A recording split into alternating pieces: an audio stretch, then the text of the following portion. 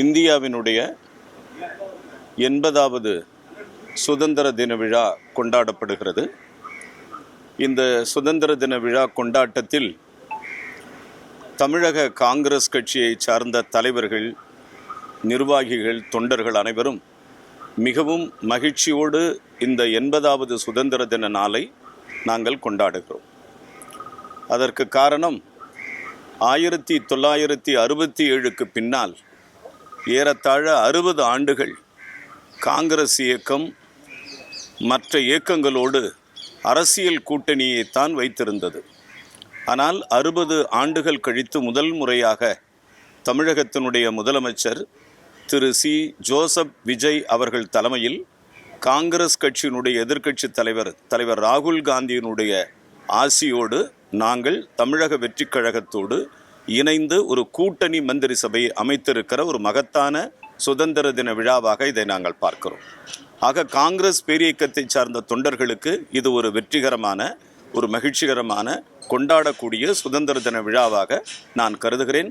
தமிழக காங்கிரஸ் கமிட்டியினுடைய தலைவர் மாண்புமிகு திரு மாணிக்கம் தாகூர் அவர்கள் எடுத்து வருகிற முயற்சிகளுக்கெல்லாம் நாங்கள் 2 அமைச்சர்களும் உறுதுணையாக இருப்போம்.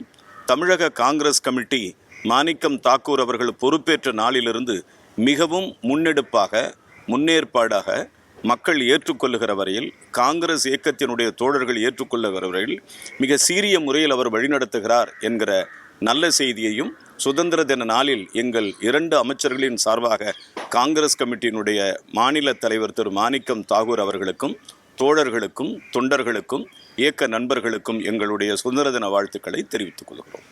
இந்திய நாடு சுதந்திரமடைந்து 79 ஆண்டுகள் நிறைவு செய்து 80வது ஆண்டிற்கு அடியெடுத்து வைத்திருக்கிறது.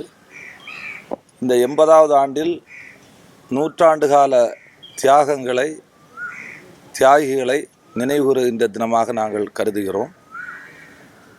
எங்களுடைய உயர்கல்வித்துறையினுடைய அமைச்சர் அவர்கள் சொன்னது போல,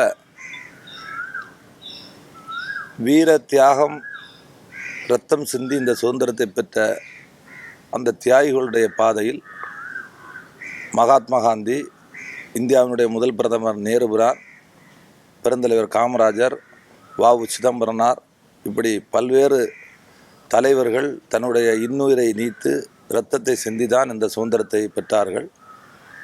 அதில் காங்கிரஸ் கட்சிக்கு பெரும் பங்கு இருக்கிறது.